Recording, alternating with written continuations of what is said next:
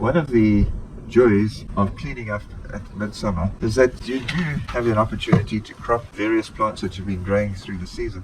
This is the last brandywine on this year's first crop. I left it to ripen on the vine, and now I'm going to take it off and enjoy it.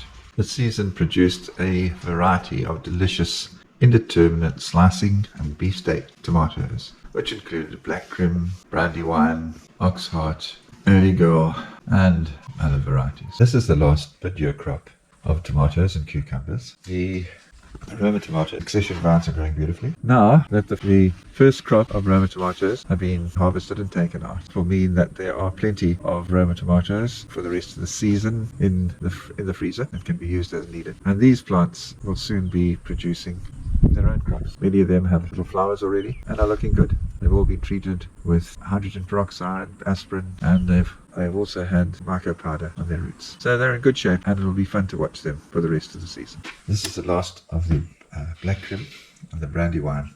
Unfortunately, they've been badly affected by fungus and viruses, but I still have one or two remaining plants. I've decided actually to grow a few more. I have really been disappointed with the cucumbers. The cucumbers haven't done well, mainly because I messed up the trellising. The new trellising managed to produce these couple of cucumbers, but I've had to pull out most of the vines. I've only got one left, so I'm going to be growing seeds for more cucumbers. I like to refresh the garden in midsummer. Many of the tomatoes and cucumbers have done their thing, and it's now time to refresh the garden.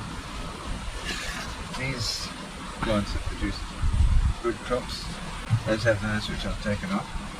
So what I'll be doing a bit later is I'm going to just try and save these because they're indeterminate and they should actually last most of the growing season. But we need to refresh the soil, and the way we'll do that is I'll get some compost, a number of minerals and worm castings, and I'm going to be adding about an inch and a half layer, which will be dug in.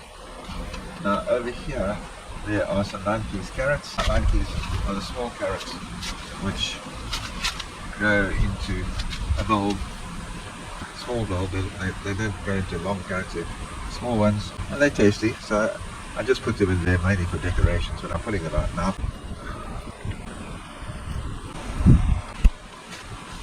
They can go into a stew or something like that.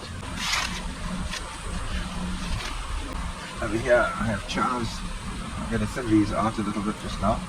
And I've also have some onions over there. These are Australian brown onions, very tasty, so I'll be pulling them out as well.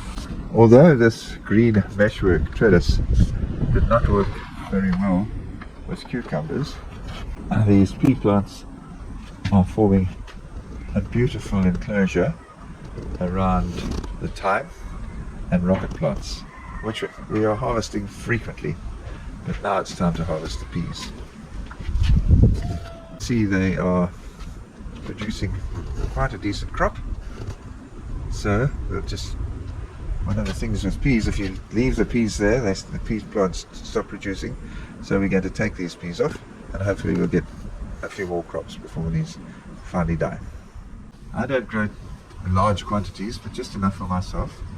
For example, these onions are going to taste so delicious, and you don't need too many to make a really lovely dish of your favorite onion accompaniment. It's absolutely beautiful. I've got a few 90s carrots. I do grow a big crop of carrots, but that I just grew along here for fun. These are an early crop of peas, which is looking, they're pretty small, but that's the first crop. Tastes good. Oh, lovely fresh. Another advantage with growing your own onions, so you just take one of these floret heads, you break off one or two flowers, and then you just crunch them around in your fingers, and if you look there you can see those black seeds. Each one of these can grow into a new onion plant and produce an onion for you. Over here is a bunch of chives. I'll just trim them. If you want to use them, you can get them into smaller parcels and just simply cut off little bits like that, and before you know it, you have a beautiful herb, tasting herb for your meals. Absolutely delicious. So, tidying up with these raised beds, that's what I've got. And my garden is going to look so much better.